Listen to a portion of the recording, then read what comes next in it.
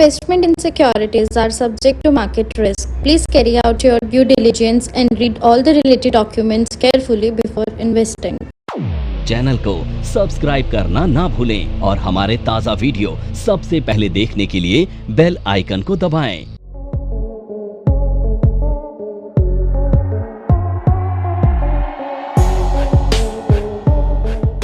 अब हम बात करते हैं मॉनसून की। अब देखो, आप सब लोग जानते हो मॉनसून क्या होता है। मॉनसून हमारे देश में एक सीजन होता है जिसको लोग एंजॉय करते हैं, है ना, चाय पीकर, पकौड़े खाकर। देखो, इसे किसान भी एंजॉय करता है। कैसे एंजॉय करता है? किसान के लिए ये बहुत बड़ी इवेंट होती है, क्योंकि किसान जब खेती करता है ना, तो खेती करने के लिए आप सब लोग जानते हैं पानी की जरूरत पड़ती है। और हमारे देश में अधिकतर जो किसान है ना, उनको सिंचाई की सुविधा ना होने की वजह से उनकी जो खेती है ना, वो डिपेंडेंट है पानी पर, यानी वर्षा पर। अब ये जो मॉनसून है, ये तय करेगा कि हमारे देश में अधिकतर किसानों को उनकी जरूरत का पानी मिलेगा या नहीं मिलेगा। अब अगर मॉनसून अच्छा आता है तो ये बहुत बेहतर हो जाएगा उन सभी किसानों के लिए जिनको खेती करनी है, और अगर ये बेहतर नहीं आया तो इन किसानों के लिए बुरे सपने जैसा होगा कि उनको एक अच्छी फसल नहीं मिलेगी, उनकी फसल बहुत महंगी पड़ेगी उन्हें, क्योंकि जो सिंचाई की सुविधाएं हैं उनको बहुत खर्चे के बाद मिलेगी। तो हमारे देश में जो किसान है उसकी जेब में कुछ आएगा या नहीं आएगा, ये बात तय करती है कि मॉनसून कैसा रहेगा। अब मॉनसून नॉर्मली हम लोग देखते हैं अप्रैल एंड मई। यहां पर ना जो एजेंसीज हैं जो मॉनसून का पता लगाती हैं, वो प्रिडिक्शन करती हैं, प्री मॉनसून प्रिडिक्शन कहा जाता है इसको। अब ये प्रिडिक्शन जब वो करती हैं ना, तो ये परसेंटेज में किया जाता है कि इस साल बारिश आएगी 100% या बिलो 100%। देखो, 100% और अबव 100%, ये तो अच्छी सिचुएशन हुई ना। 100% बिलो के जब सिचुएशन बनती है तो ये किसानों के लिए अच्छी नहीं है। अब ये जो मॉनसून है, ये मॉनसून ना 4 चीजों को बताता है कि रूरल कंजम्पशन कैसा रहेगा। भैया, जब किसानों की इनकम नहीं होगी तो बेचारा खर्चा कैसे करेगा? मॉनसून से पता चलेगा ना। जितनी भी एफएमसीजी कंपनियां हैं, उनको अपना प्रोडक्ट बनाने के लिए एग्रीकल्चर कमोडिटी की जरूरत पड़ती है, और वो अगर बुरे मानसून की वजह से ज्यादा प्रोड्यूस नहीं हुई तो क्या होगा? महंगी हो जाएंगी, जिससे देश में इन्फ्लेशन भी बढ़ जाएगा। ठीक है, रूरल कंजम्पशन और इन्फ्लेशन। और तीसरा, बैंक के एनपीए जो किसानों के लोन के द्वारा आएंगे, क्योंकि जब किसान की इनकम नहीं होगी वो बेचारा लोन कैसे रीपे करेगा। अब ये 3 इंपॉर्टेंट चीजें हैं जो मॉनसून से होती हैं। अब देखो, अब इन्हें पॉजिटिव वे में समझते हैं। अगर अच्छा मॉनसून आया तो कंजम्पशन होगा रूरल हाई, तो एफएमसीजी शेयर्स अच्छा करेंगे। दूसरा, किसान की ज्यादा इनकम होगी तो वो ऑटो यानी ट्रैक्टर की डिमांड कर सकता है, ऑटो शेयर्स बढ़ेंगे। अब ये दोनों जो शेयर्स हैं, इसके साथ साथ जो बैंकिंग शेयर है, अगर इन्फ्लेशन कम होगा तो इंटरेस्ट रेट नहीं बढ़ाए जाएंगे, जिससे बैंकिंग भी ऊपर जाएगा। तो ध्यान रखो, ये तीनों सेक्टर कैसे हैं? ये तीनों सेक्टर इस बात पे डिपेंड करते हैं कि मॉनसून कैसा है। ठीक है, मॉनसून अच्छा है तो तीनों सेक्टर अच्छे हैं, मॉनसून बुरा है तो ये तीनों सेक्टर। आ रहा है समझ में? परफेक्ट। अब इसके बाद है वॉर। मुझे एक बात बताओ, वॉर कभी भी अच्छी मानी जा सकती है क्या? नहीं मानी जा सकती। तो देखो, वॉर एक तो विद इन कंट्री हो सकती है। विद इन कंट्री का मतलब क्या है? नमस्कार दोस्तों, क्या आप स्टॉक मार्केट में शुरुआत करने का सोच रहे हैं और क्या आपको यह समझ में नहीं आ रहा है कि आपकी शुरुआत कहां से होनी चाहिए? तो मैं आपको एक ऐसा कोर्स सजेस्ट करने जा रहा हूं जो आपकी लाइफ चेंज कर सकता है, और मैं बात कर रहा हूं NIFM का advance level of smart investor course की, जो आपकी लाइफ चेंज कर सकता है। जी हां, आपने सही सुना, NIFM आपके लिए लेके आया है एक ऐसा शानदार कोर्स जो आपको बताएगा कि किस तरह से आप स्टॉक मार्केट में सक्सेसफुली पैसा कमा सकते हैं। और ये कोर्स है advance level of smart investor.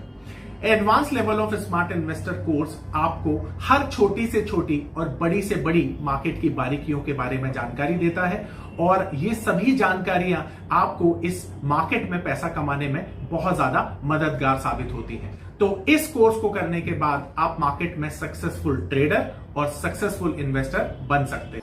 हमारी कंट्री में किसी दूसरी कंट्री से और दूसरी आउटसाइड, अभी आउटसाइड कंट्री का मतलब क्या है भाई, अमेरिका चाइना लड़ रहे हैं आपस में कोई और दो देश लड़ रहे हैं, यहाँ पे इम्पैक्ट हाई होता है, ध्यान रखना। ये स्टॉक मार्केट के लिए बहुत नेगेटिव होता है। यहाँ पर मार्केट 50% भी करेक्ट हो जाए तो कोई बड़ी बात नहीं, पर यहाँ पर अगर ऐसा होता है तो मार्केट 20% से ज़्यादा करेक्ट मुश्किल से होती है।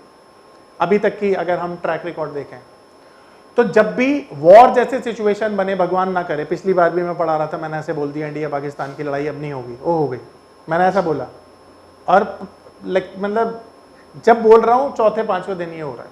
मैं कहा यार गलत बोल दिया तूने, हो सकती है कुछ भी, ठीक है। तो कहने का मतलब समझ लो ये चीज़, तो ये कभी भी अच्छा नहीं माना जाएगा।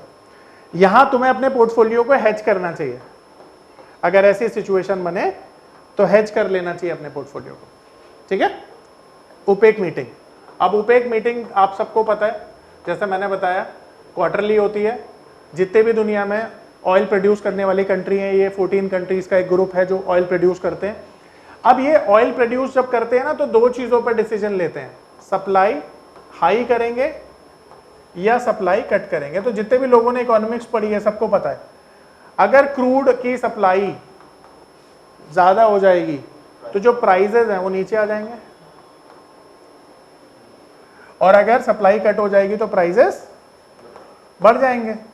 अब इंडिया एक ऐसी कंट्री है जो अपनी ज़रूरतों का 80 से 85% क्रूड ऑयल इंपोर्ट करती है।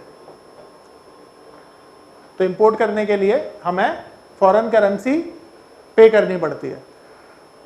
देखो क्रूड ऑयल अगर हम इंपोर्ट करते हैं $100 पर, तो ये हमारे लिए नेगेटिव होगा ना, क्योंकि हमारा जो इंपोर्ट बिल है वो बढ़ जाएगा और यहां पर इंपोर्ट बिल हमारा घट जाएगा। अब जब भी देश में, ध्यान रखना, तेल की कीमतें हाई कीमत पर इंपोर्ट होती हैं तो उससे इन्फ्लेशन बढ़ती है, और इन्फ्लेशन बढ़ेगी तो आरबीआई रेट ऑफ इंटरेस्ट बढ़ाएगा, रेट ऑफ इंटरेस्ट बढ़ाएगा तो मार्केट नीचे आएगा। ये सिंपल सी चीज समझ लेना, इन सभी चीजों से हम ये चीज समझ सकते हैं, ठीक है। अब हम बात करेंगे गवर्नमेंट बजट की। अब देखो आप लोग बजट से क्या समझते हैं? बजट से आप समझते हैं कि जो भी आप लोग कमाते हैं उसमें से कुछ हिस्सा आप खर्च कर देते हैं और कुछ हिस्सा सेव कर लेते हैं। तो जो भी ये आप एक्टिविटी करते हैं इसे हम बजटिंग कहते हैं। अब ठीक उसी तरह से सरकार क्या करती है, देश चलाने के लिए सरकार को पैसे की जरूरत होती है, और ये जो पैसा है सरकार को मिलता है आप लोगों से टैक्स के रूप में, ठीक है। अब सरकार टैक्स आपसे लेती है, ये सरकार की इनकम है, और सरकार इसी टैक्स के पैसे को आपके डेवलपमेंट पे खर्चा करती है, ये सरकार का खर्चा है, और इसी का लेखा जोखा जो है उसी को हम गवर्नमेंट बजट बोलते हैं। यानी गवर्नमेंट बजट क्या हुआ, सरकार के इनकम और एक्सपेंडिचर का फाइनेंशियल स्टेटमेंट। अब कभी कभी क्या होता है, नॉर्मली मिडिल क्लास के साथ भी होता है ना, आमदनी अठन्नी खर्चा रुपया, तो ठीक इसी तरह से क्या होता है सरकार के साथ भी ऐसा होता है अधिकतर, कि सरकार के खर्चे होते हैं ज्यादा और इनकम होती है कम। अब जब भी ऐसी परिस्थिति बनती है ना तो इसको डेफिसिट बजट बोला जाता है।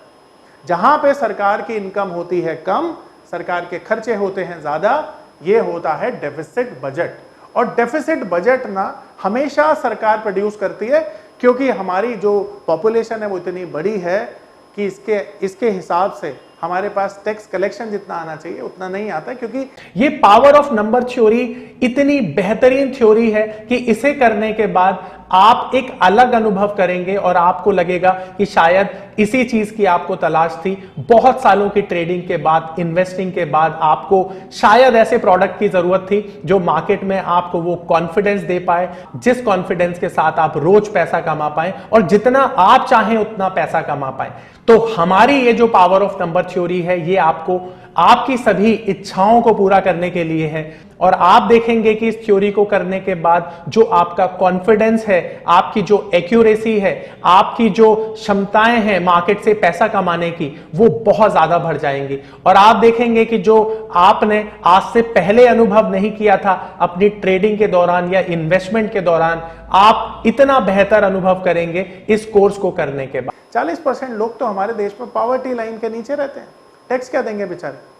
तो इसी तरह से जो सरकार है, सरकार अपना बजट प्रोड्यूस करती है और कोशिश करती है कि देश में ज्यादा से ज्यादा ग्रोथ की जाए, इसके लिए वो पॉलिसी बनाती है, उस पॉलिसी में एक्सपेंडिचर करती है और वही एक्सपेंडिचर ग्रोथ का रूप लेकर हमें नजर आता है कुछ सालों के बाद। अब यहां पर गवर्नमेंट बजट में ना 3 चीजें बड़ी इंपॉर्टेंट होती है। सबसे पहली चीज फिस्कल डेफिसिट, जिसे हम कहते हैं सरकार का घाटा। इसे परसेंटेज में बताया जाता है। ऐसा समझ लो कि तुमने ग्रोथ की है या नहीं की है, यह तुम्हें पता चलता है कि तुम कितना कमाते हो और कितनी बढ़ोतरी तुम्हारी कमाई में हो रही है। इससे तुम्हें पता चलेगा तुम्हारी ग्रोथ के बारे में।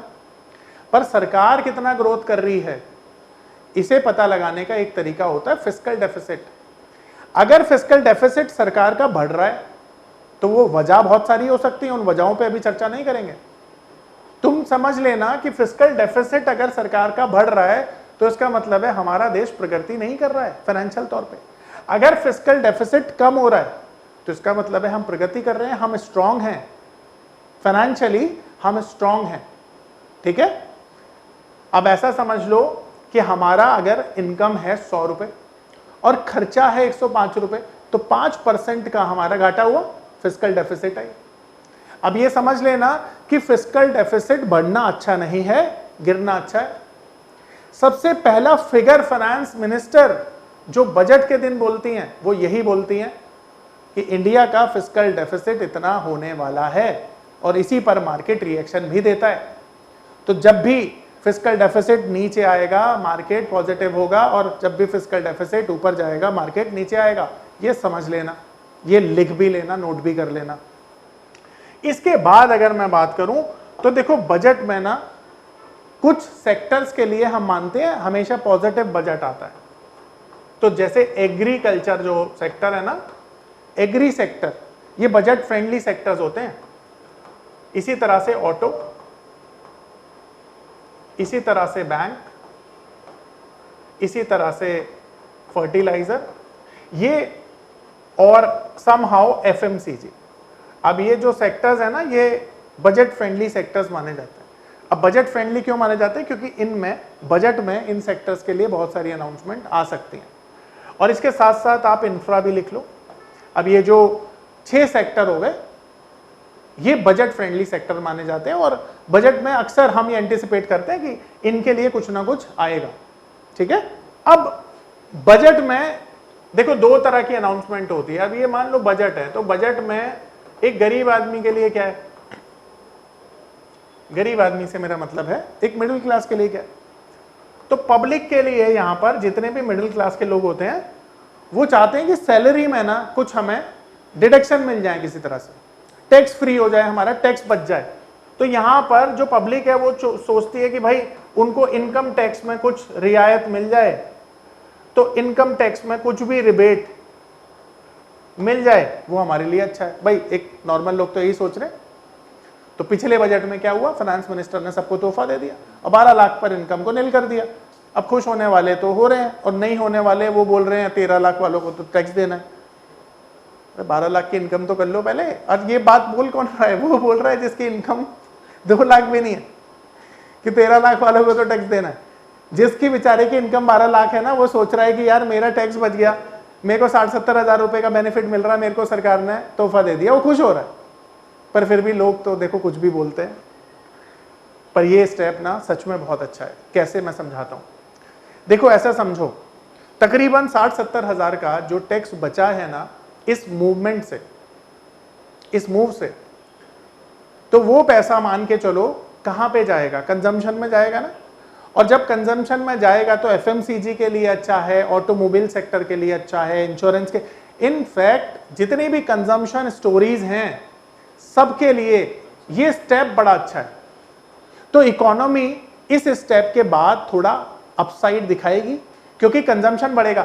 1 लाख करोड़ की बचत होगी, किसकी? भारतीय नागरिकों की। जो 1 लाख करोड़ का टैक्स दिया जा रहा था वो बच जाएगा। कॉमन मैन को कितनी रियायत, कितनी सहूलियत मिलेगी इससे, आप सोचो। और ये 1 लाख करोड़ कहाँ आएगा? इंडियन मार्केट में आएगा ना किसी फॉर्म में। तो ये हमारे लिए अच्छा है ना, और ये इकोनॉमी के लिए भी अच्छा है। तो जब भी ऐसी अनाउंसमेंट होती है ना मार्केट के लिए, ये पॉजिटिव होता है, ध्यान रखना। अब दूसरी जो अनाउंसमेंट होती है वो किसी पर्टिकुलर सेक्टर के लिए हो सकती है, तो सेक्टर वाइज परफॉर्मेंस अच्छी हो सकती है। पर एक ट्रेडर, एक इन्वेस्टर, इसके लिए मार्केट में क्या है ये समझते हैं। अब देखो, एक ट्रेडर के लिए क्या है, एक इन्वेस्टर है। अब इन्वेस्टर तो शॉर्ट टर्म लॉन्ग टर्म दोनों में ट्रेड कर रहा है ना। तो आपको पता है कि जो शॉर्ट टर्म और लॉन्ग टर्म जो है उसमें टैक्स दिया जाता है, टैक्स लगता है ना। शॉर्ट टर्म के लिए जो टैक्स है आपको पता होगा 20% का है, लॉन्ग टर्म के लिए 12.5% का है। अब इसे अगर बढ़ा देंगे तो स्टॉक मार्केट में निवेशक तो अपनी पोजीशन निकाल लेगा। तो इसको बढ़ाना हमेशा नेगेटिव माना जाता है, ध्यान रखो, और इसको गिराना हमेशा पॉजिटिव माना जाता है। तो अगर ये टैक्सेस कम कर देती है सरकार तो स्टॉक मार्केट में रैली आनी चाहिए इस न्यूज के चलते। और दूसरा, जो आप सीटीटी देते हैं ना, सिक्योरिटी ट्रांजैक्शन टैक्स, अगर ये बढ़ा दिया तो ये नेगेटिव होता है। यानी अगर आपको एज ए ट्रेडर ये बढ़ा हुआ मिलेगा तो आपके खर्चे बढ़ जाएंगे ना, और अगर ये गिर गया तो आपके खर्चे कम हो जाएंगे, आपकी जेब में ज्यादा प्रॉफिट आएगा। तो एज अ ट्रेडर मैं क्या चाहता हूं, मैं चाहता हूं कि सरकार टैक्सेस कम कर दे long term short term capital gain पे, और दूसरा एसटीटी भी कम कर दे। इसका सरकार को तो ज्यादा फर्क नहीं पड़ेगा, 5-7 हजार करोड़ का फर्क पड़ेगा, पर कम्युनिटी जो ट्रेडर वाली है, इन्वेस्टर वाली है, वो बहुत खुश हो जाएगी और उसको जो है काम करने में मजा आएगा। एक ऐसा प्लेटफॉर्म जहां पर उसकी जेब में ज्यादा पैसा आए, तो ट्रेडर तो यही सोचता है ना। तो ये बजट का कंक्लूजन मैंने आपको बताया, बजट को इस तरह से समझते हैं।